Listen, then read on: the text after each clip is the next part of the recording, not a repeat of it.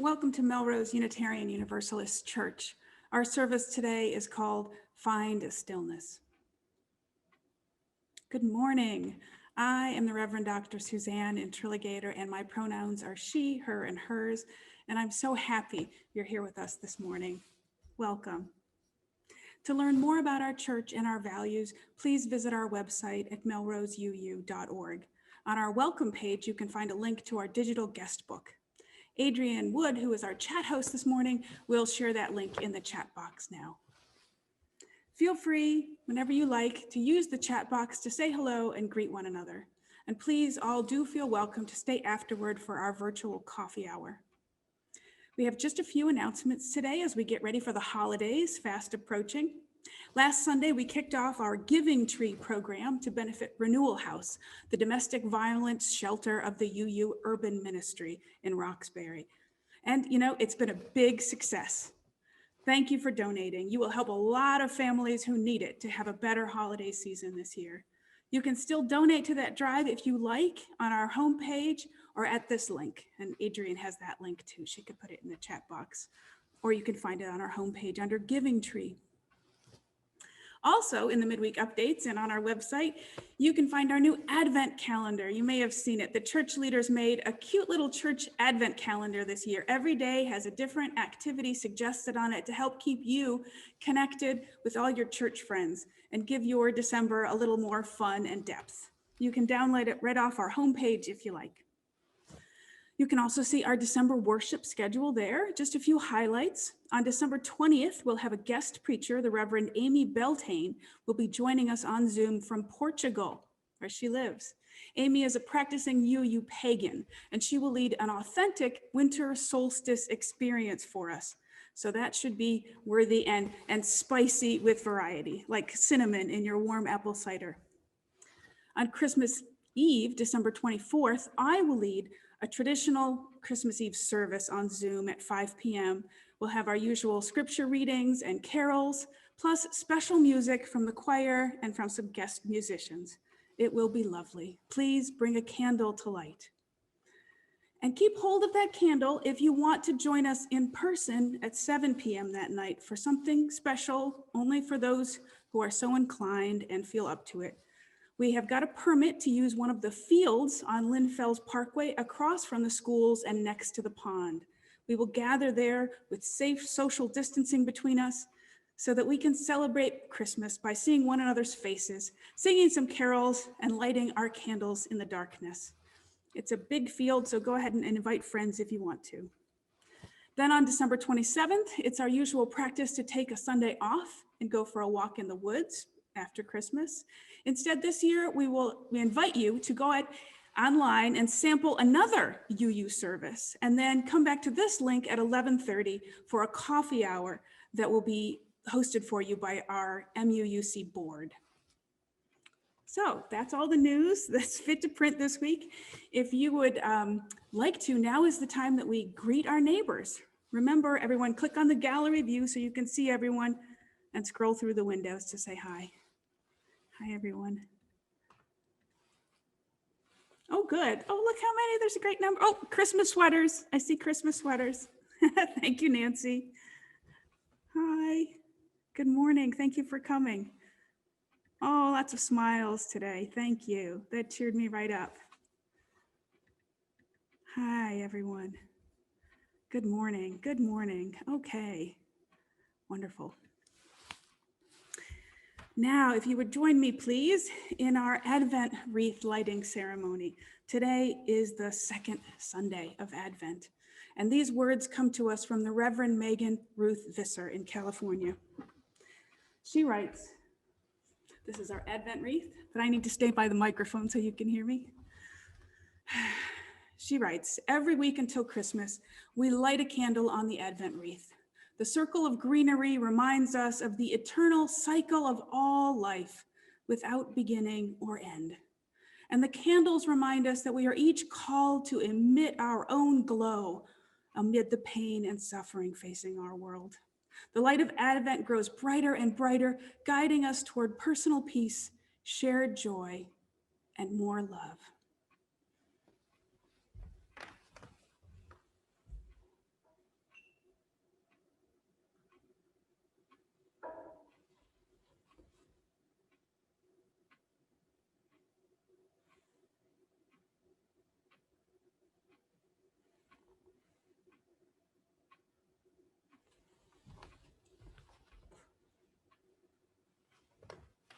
This morning, we light the second candle. We light this candle as a symbol of our longing for peace.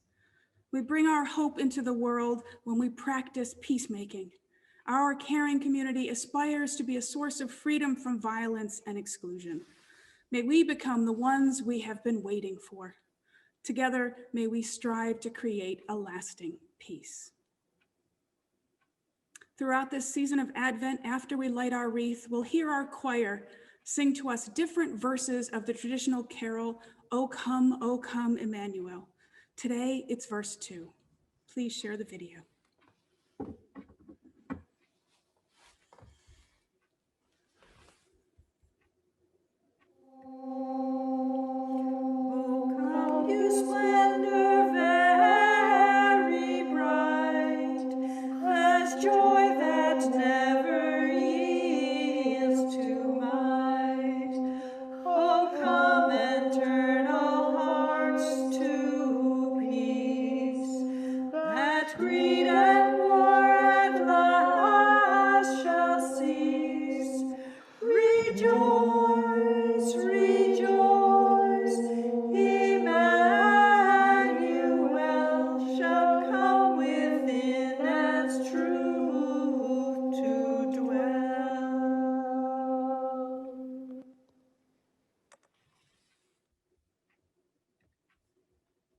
Lovely. I call us to worship today with this poem by Rob Bell. Walk, don't run. That's it. Walk, don't run. Slow down. Breathe deeply and open your eyes, because there's a whole world right here within this one. The bush doesn't suddenly catch on fire. It's been burning the whole time. Moses is simply moving slowly enough to see it. And when he does, he takes off his sandals. Not because the ground has suddenly become holy, but because he's just now becoming aware that the ground has been holy the whole time.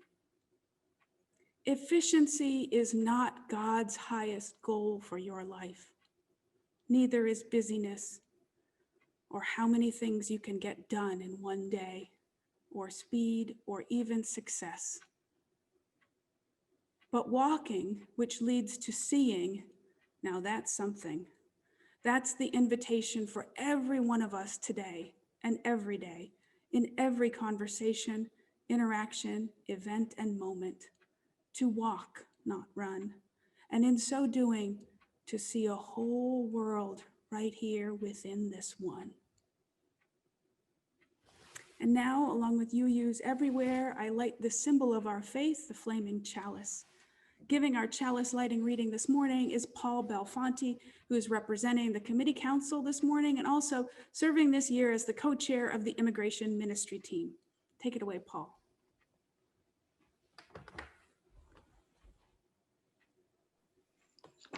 Every month, the International Council of Unitarians and Universalists offers a reading to use in congregations around the world. This global chalice lighting for December 2020 comes from Stepan Myrovsky from the Prague Unitarian Congregation, part of the Society of Czech Unitarians. For millennia, the fire has been in the center of human communities. Our ancestors used to gather around it. Today, we are assembling around this flame to renew our community. May the flame of our chalice make this community warmer and stronger. Thank you, Paul. And now for today's opening hymn, which does double duty for us. It both gets us in the holiday spirit and it helps elucidate our theme of stillness.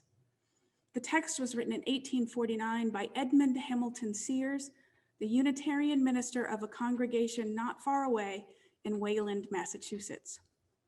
Oddly enough, it became a popular Christmas carol the world over, even though it doesn't mention Jesus at all.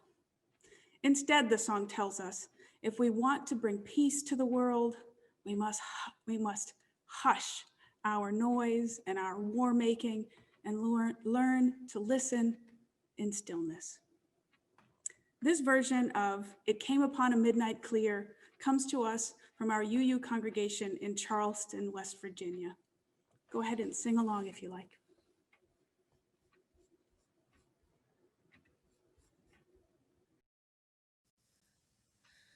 It came upon the midnight clear, that glorious song of old, from angels bending near the earth to touch their harps of gold. Peace on the earth to all goodwill, from heaven the news we bring. The world in solemn stillness lay, to hear the angels sing.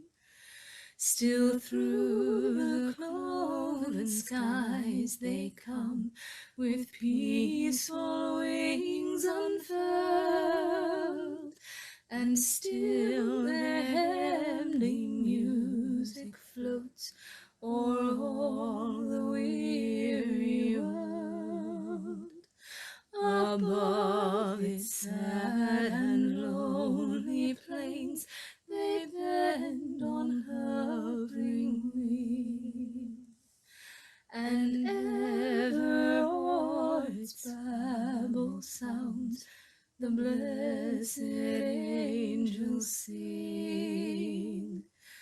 But with the woes of war and strife, the world has suffered long. Beneath the angels' strain have rolled 2,000 years of wrong. And we who fight the wars hear not the love song which they bring. Oh, hush the noise of battle strife, and hear the angels sing. For lo, the days are hastening on, by prophet bards foretold, when with the ever-encircling years comes round the age of gold, when peace shall over all the earth its ancient splendors fling, and the whole world give back the song which now the angels sing.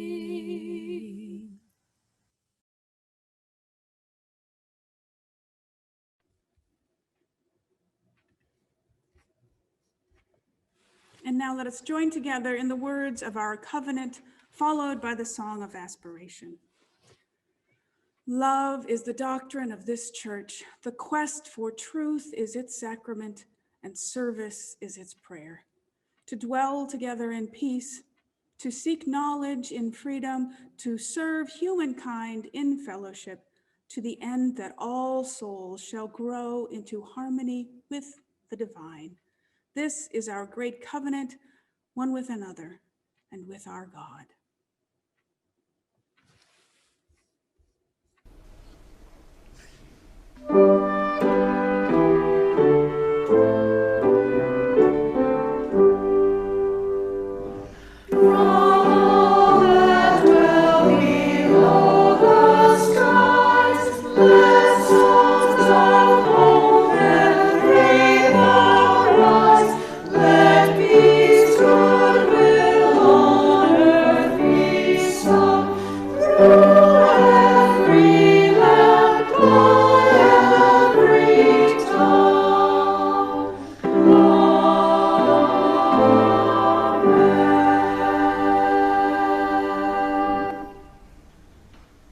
And now it's time for our story. Please gather for a message from Katie. Katie, go ahead. Hi, everyone. Oop. Wait a second. I'll wait a second. So today we're not going to do something a little bit different. Instead of doing a story, we're going to do a mindfulness exercise.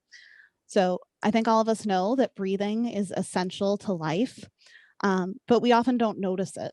And noticing it and paying attention to it and trying to control it a little bit can be one of the most effective ways to calm down our nervous system when we are feeling stressed or worried or anxious. And when you think about it, when you feel worried or stressed or anxious, you might notice that your breath gets really fast or short and shallow. Or you might find that you're holding your breath without even noticing it, without even realizing it. You just feel it like all stuck inside of you. So when you want to control your thoughts or your reactions or balance your emotions, you can just do this really simple breathing exercise to kind of bring that back down. So if you all would feel comfortable trying it along with me, I'll lead you through it. So there's 3 stages of breathing, right? So we inhale, our inhalation. Retention, that's when you hold it at the top of the breath. And exhalation, when we let it out. And if you don't remember anything else, the most important part of this exercise is making sure that your exhale is longer than your inhale. That's the thing that like really gets your nervous system to calm down. Right, so find a nice, comfortable position to sit in. So you might want to have your feet squarely on the floor, or you might sit in a cross-legged position. That's usually my preferred position for doing breathing exercises. You want to sit up nice and tall. Feel your back be straight. That'll help you get the breath really in. You can close your eyes if you feel comfortable doing so. Or if you don't feel comfortable doing that, you can focus your gaze anywhere, maybe on my face or on the chalice light or something else in your room, just someplace that you can focus and soften your gaze a little bit. If you want to really be able to feel your breath moving inside your body, you might want to place your hands on the sides of your ribs, just really gently, or you could put them at your heart or in your lap if that's more comfortable for you. So you're going to breathe in through your nose, hold, and out through your mouth. So we're going to start with a count of 2. Breathe in through your nose for 2 counts. 1, 2. Feel your lungs expanding. Hold your breath for 2 counts. 1, 2. And then breathe out through your mouth. 4, 3, 2, 1. And again, breathe in through your nose for 2. 1, 2. Hold. 1, 2. And breathe out. 4, 3, 2, 1. And notice how your body feels now. Now we're going to try breathing in for 3 counts. 1, 2, 3. Hold. 1, 2, 3. And out. 6, 5, 4, 3, 2, 1. Okay, and keep that pattern, breathing in, hold, out. And this time, as you breathe in, see a stream of beautiful light entering your body through the top of your head. As you hold your breath, spread the light through your body. And when you breathe out, send out rays of light from your body to fill the whole room, the whole building, the whole city, the country, and you can even go further into space. Spread your light as far as you wish. And let's practice a few more times. In, hold, and out. In, Hold and out.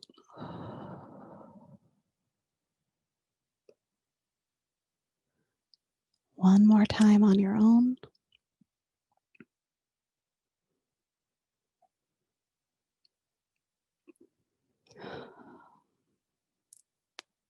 And just take a second to notice any changes to your body or your feelings.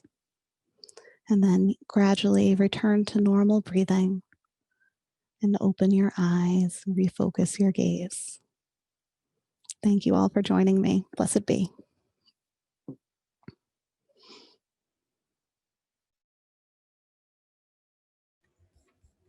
Thank you, Katie. I feel better. Every Sunday in our worship, we make space for a time of prayer and meditation and shared silence. For this prayer time, first we'll share our centering song. After that, we'll sit together in silence for a few minutes. Then we'll share our joys and sorrows and a meditation. First, the centering song, which this month is Find Stillness. The words are by a UU minister and the melody from an old Transylvanian folk tune. The photos that go along with the song today were gathered by members of our community on their walks in nature this fall, collected by our Green Sanctuary Committee. If you watch closely, you'll see Rebecca Mooney's grandchildren, Gretchen Locke, Victoria, and Duncan Locke. Photos were also submitted by Florence Cordovano, Liz Folzer, and Gail Maynard. Please now enjoy the centering song.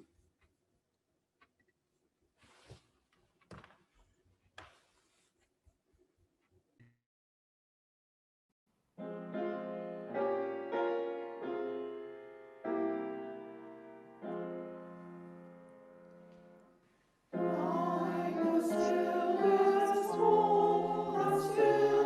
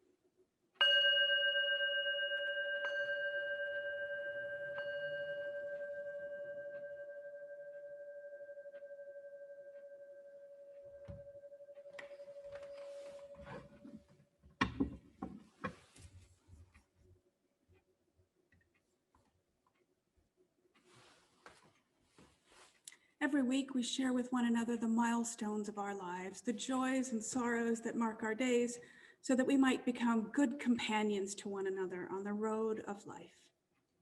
If you have a sorrow to share with us today, please type it into the chat box now, and I will read them aloud.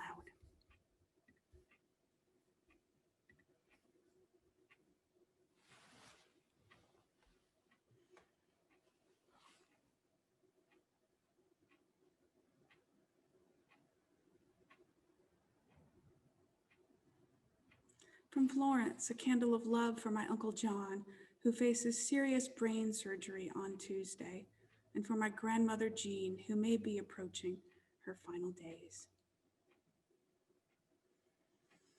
From Lisa, a candle of concern as we embark on a new chapter in our lives.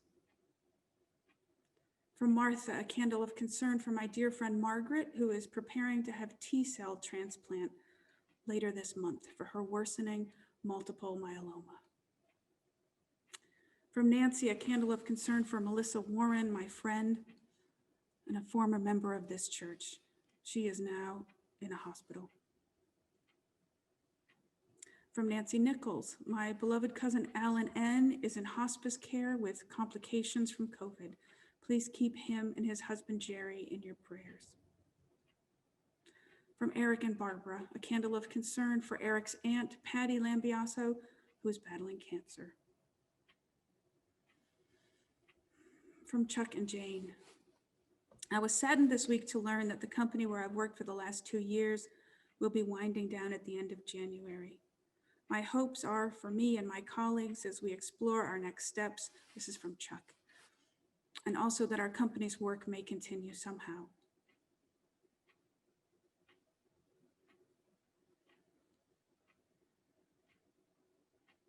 Any other sorrows today? One more from Liz, a candle of concern for my parents who are increasingly isolated in their locked down retirement center.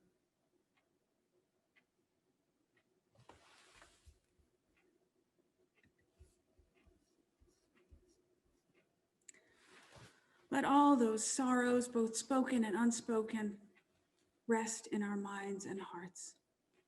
May those in pain know that we are with them, that we hold them in compassion and care. Ask, and any help we can give is yours. I now light this one candle as a beacon of care for all the sorrows, spoken and unspoken today.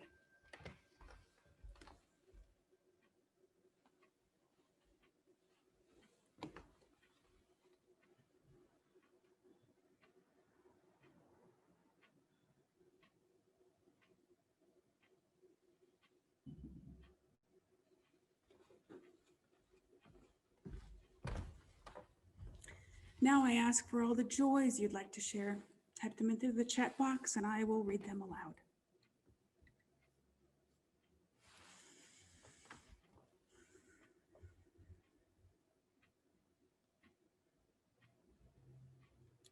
From Paul and Michelle, a candle of joy that Caroline, one of our immigration committee clients, who's been staying with Amy CA for a year, has found her own apartment that she will move into in January.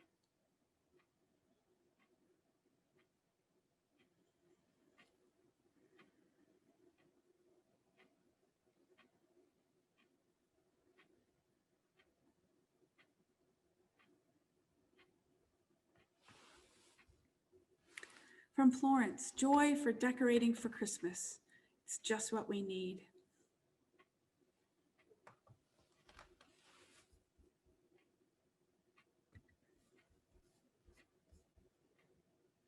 Anyone else? Thank you. By sharing these celebrations, you connect us to one another and to the joy of living. We smile with you. I now light one more candle to shine out our thanks for all the blessings shared this morning and those we celebrate privately. We have one more, Suzanne. Thank you, Adrian. From Christine, my husband Bill is occasionally on his feet again after a week flat on his back after a bad fall. Glad to hear it.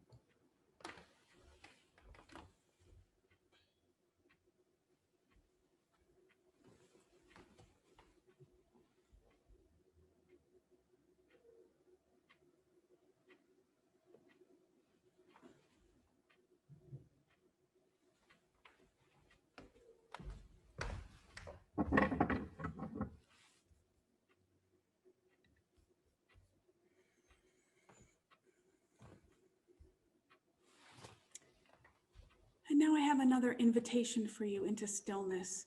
This is a meditation on a candle flame. If you have a lit flame near you, feel free to look into it now, or watch the chalice behind me, or imagine a flame flickering. These words are from the Reverend Samuel A. Trumbore. In this time of long nights and short days, let us seek the light within by contemplating through our mind's eye the image of a candle flame. Notice how the soft, quiet, and gentle flame tamely rises from the wick. Yet just by touching a dry twig, it has the power to become a raging bonfire to light up the night. Let that little candle flame be your friend this morning. Allow it to quiet your mind as you attentively watch its flickering glow. Allow it to calm your mind in a way that brings a stillness that can light up the interior of your being, that can help you find the wellspring of your feelings. Allow it to show us our inner sense of knowing that can help us notice the ways we've strayed or harmed others. To warm us, reflecting on the ways we've been touched and the ways we've opened our hearts, and inspire us through making new connections and discovering new insights. May this simple flame touch the dry twigs that guard our hearts, allowing the power of light to penetrate our self-protection and show us the amazing potential for heat and light that resides within us. Amen. Now's the time for our offertory, the moment in our service when we pass the plate. If you are moved by our worship this morning, I invite you to donate using the yellow button in the top right corner of our homepage at melroseuu.org. You may have read in your email news that we have a new donation system now in place, which makes it easier than ever to give us a gift. Now you can clearly mark it as pledge or plate, and you can even make it recurring. Our Giving Beyond Walls partner for this month is an organization co-founded by our own Margaret Gromitstein called The Second Step, which serves Boston area families impacted by domestic violence. For our offertory music this morning, we have a beautiful chant, Dona nobis pacem. The words are from the Latin Mass, which Christians have recited for hundreds of years. They mean simply, give us peace. In addition to the singers you see on the video, Beth, Randall, John, Adrian, and Joni, Beth has also added in the voices of Karen, Martha, Josh, and Tara. Please enjoy.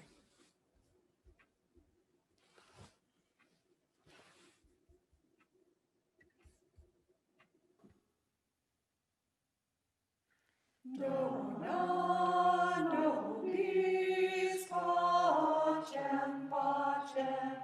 Dona nobis pacem.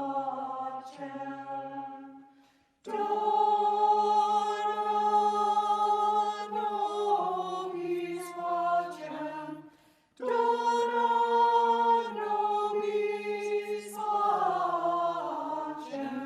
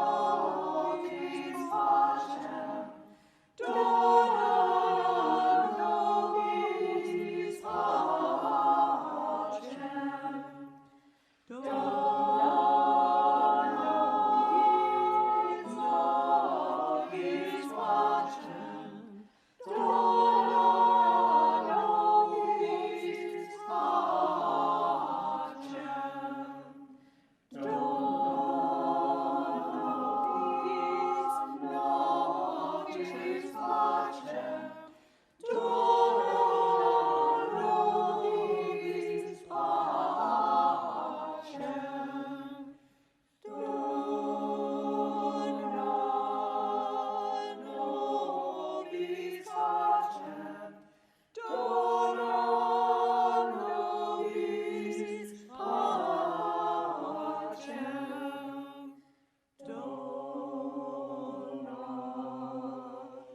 nobis pacem, dona nobis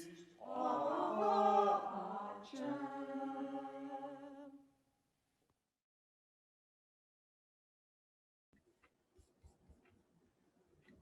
Thank you. That was wonderful. Our reading this morning is an excerpt from the book Stillness Speaks by Eckhart Tolle. Feel free to read along with me. Do you need more knowledge? Is more information going to save the world? Or faster computers, more scientific or intellectual analysis? Is it not wisdom that humanity needs most at this time? But what is wisdom and where is it to be found? Wisdom comes with the ability to be still. Just look and just listen. No more is needed. Being still, looking and listening activates the non-conceptual intelligence within you. Let stillness direct your words and actions. Look at a tree, a flower, a plant. Let your awareness rest upon it. How still they are, how deeply rooted in being. Allow nature to teach you stillness. When you lose touch with your inner stillness, you lose touch with yourself. When you lose touch with yourself, you lose yourself in the world. Your innermost sense of self, of who you are, is inseparable from stillness. This is the I am that is deeper than name and form. Here ends our reading.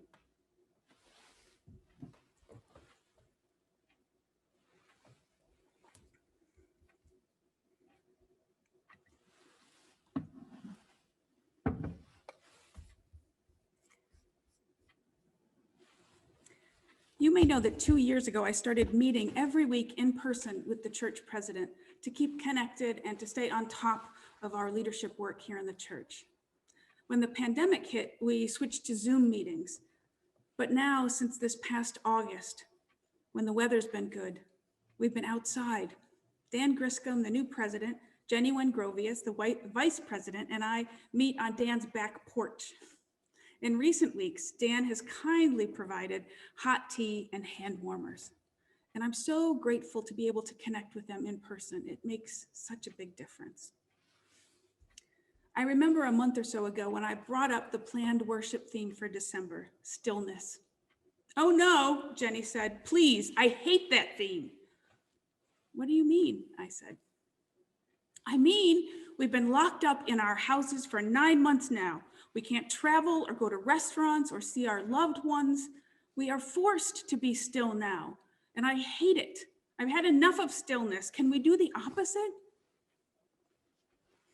"Well, yes, Jenny, I hear you. I do," I said. "The pandemic has forced all of us to stay put more than we wanted to, a lot more, and it's been hard. I know where you're coming from." So I thought about ditching this theme this month. After all, it was chosen before the pandemic, so maybe it didn't fit anymore. Maybe I should rethink it. But then this past week, I had this other conversation with my son, Eli. As many of you know, Eli, who is now 20, is sort of a part-time Buddhist monk. 2 years ago, he took a gap year after high school to further explore and expand his new interest in Zen. During that year, he lived in 2 different Zen communities, and he even completed a 3-month-long silent retreat.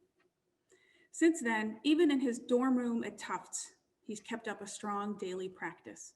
And just last summer, he did another silent retreat, this time COVID style, for just a week in our camper in the driveway. So yes, Eli is a pretty chill guy who knows something about stillness, maybe more than most people. And he's back living at home now, and he's a good influence on me. Last Sunday, we were finishing up dinner at the table, and James was trying his best to get the rest of us interested in his favorite indoor activity, family movie night. Eli said a calm, no thank you. He just wanted to talk, and he shared a bit about his plans for the coming term. It was good stuff, so I asked some questions and the conversation flowed on. But every once in a while, James kept redirecting us toward movie options, and calmly, Eli said no again. And I noticed something weird in myself. Although I was enjoying the conversation and I wanted it to continue, I too was feeling drawn to the idea of a movie. I felt torn.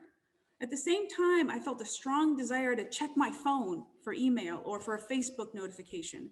Right there in the middle of an important in-person conversation, I was feeling tempted, compelled to draw away from it and look on a screen. And I was not happy with myself. So I decided to experiment. Just for that evening, I resisted the urge to check my phone or pivot to the TV, and I kept engaging with Eli, who was happy to chat for a while, unlike the other kids that night. After half an hour or so, we moved to the living room, where Eli played piano for another half an hour. I closed my eyes and I just listened. And I felt the weirdest sensation in my brain. It felt like my mind was uncurling, unknotting itself right then in the moment. I became aware that my brain had been buzzing. And now, as the knots unknotted, that buzz was dying down and fading out. My brain was calming, relaxing in a way that it hadn't in months, it felt like. I felt different, more human than I had in a long time. It felt like a night and day difference to me. In the days since, I've been noticing, just noticing, how much and how often I look at my phone or want to, how much time I spend at my desk looking at my big screen versus in the kitchen or at the table with my kids. I've been noticing how much, when I manage to take 15 minutes of quiet in the morning, how different my day becomes versus days when I don't. In this very subtle way, rather zen, really, Eli had opened up a conversation in my mind about devices and stillness. Since the pandemic hit and so many of us started working at home full time, how much has it impacted the screen time in our lives? Between the Zoom meetings and the emails, how many more hours a day do you think you spend staring at the blue light, letting your brain buzz? Even those of us who are retired are likely spending more time in front of Zoom and TV these days, or scrolling about online. And the kids, don't get me started on the kids. A 2015 study by Common Sense Media put the number of hours per day teenagers are spending on digital media at 9 hours a day. And that was 5 years ago, before the pandemic. Any idea what it is now? 14 or 15 hours a day, if you put classroom Zoom hours in there. There's this amazing new documentary on Netflix called The Social Dilemma. I know some of you have seen it and sent out emails about it. If you have Netflix, I urge you to watch it. If you don't, let me know. Maybe we can arrange a shared viewing via Zoom, because it's really important. The stars of this documentary are a group, a pretty large group actually, of Silicon Valley designers and decision makers who all quit because of ethical concerns they had with the big social media companies. From the inside, these guys saw what was happening, and some of them even tried to stop it, but they couldn't. It's really something to see the former president of Pinterest talk about how he realized he was addicted to a platform he helped design. At family dinner time, he's hiding in the pantry so he can check his phone. The guy made Pinterest addictive, and he knew it was, but still he couldn't help himself. He quit the company, and now he tries to keep social media away from his kids. Same with the guy who invented the Facebook like button, and the guy known as the father of virtual reality, wants you to delete all your social media accounts right now. Why? Because social media is designed to be addictive, to draw you in and keep you there with a system of intermittent rewards. It works exactly the same way as the slot machines in Vegas, by design. And these companies are not only selling your data, they are selling your attention. So they are getting better and better at drawing in your attention and keeping it. Conflict sells, controversy sells. The more divided we become as a nation, the more addicted we become, the richer they get. Tristan Harris is featured in the documentary. He was a design ethicist at Google, and now he leads a movement for change in technology. His nonprofit is called the Center for Humane Technology. And here's how that center defines the problem we face. Quote, tech platforms make billions of dollars keeping us clicking, scrolling, and sharing.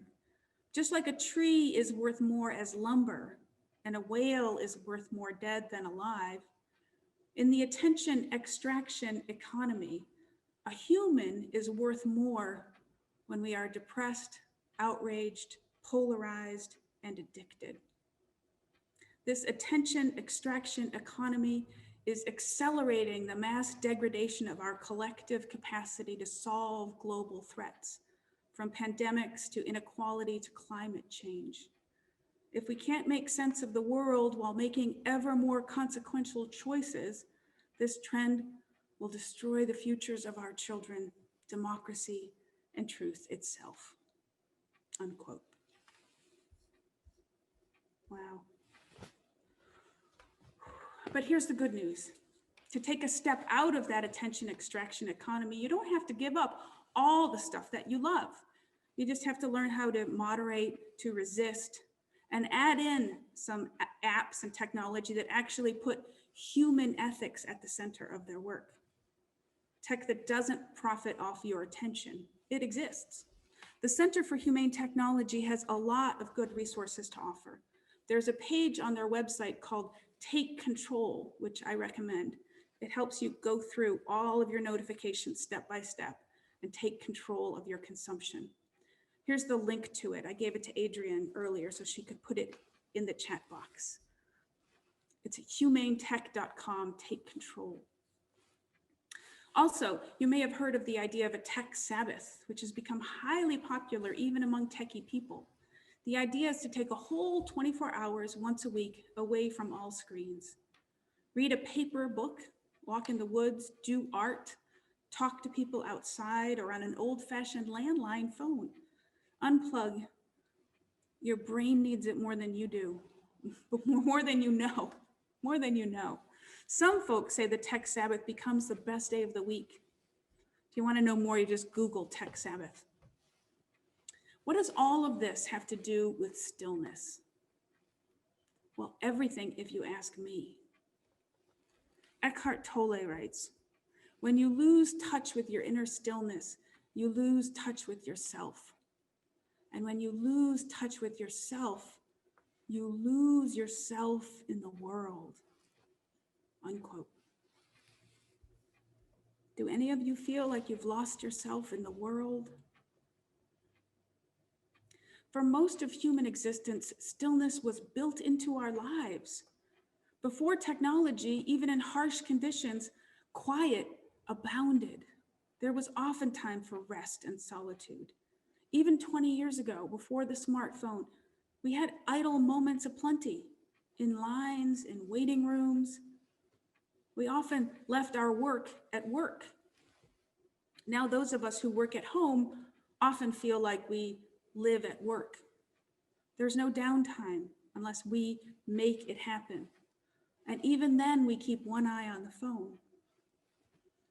I think many of us are just plain afraid of stillness now. The way we're afraid of other unpleasant chores, like going to the dentist or doing our taxes. We think that if we unplug, turn off the noise, close our eyes, and just sit for 15 minutes, we might be uncomfortable. We might have to be alone with our thoughts. We might be bored. We might feel some feelings we'd rather not.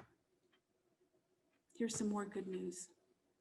In some ways, taking stillness is like taxes or going to the dentist. It's not as bad as you think. The discomfort passes in time and you feel way better afterward. It's totally worth doing, and avoiding it gets dangerous in the long run. My son Eli knows all that, and he was good enough to remind me in a gentle way, with good conversation that helped me unplug, and with piano music that helped me sit still and remember myself. So I'm going to pass on the challenge. Would you try to sit still for 15 minutes this week? You don't have to meditate, just sit still for 15 minutes once a day, a couple times, and see what happens. If it makes a difference in your life, email me and let me know. If I get some stories, I promise I will work them into next week's sermon, if that's okay with you. Other people want to know how it goes for you. We all do. We're all in this together. What do you have to lose? Try it. In our call to worship this morning, I shared a poem by Rob Bell. The bush doesn't suddenly catch on fire. It's been burning the whole time. Moses is simply moving slowly enough to see it. And when he does, he takes off his sandals. Not because the ground has suddenly become holy, but because he's just now becoming aware that the ground has been holy the whole time. At this moment in the Advent season, we are preparing for what is to come, for an engagement with the holy. Like Moses, you must slow down first in order to see it, in order to notice what is all around you. Bell's poem goes on. Efficiency is not God's highest goal for you. Neither is busyness, or how many things you can get done in one day, or speed, or even success, unquote.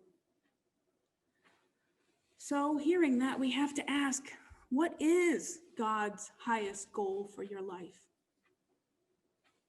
Or what is your highest goal? How will you ever know if you don't sit still?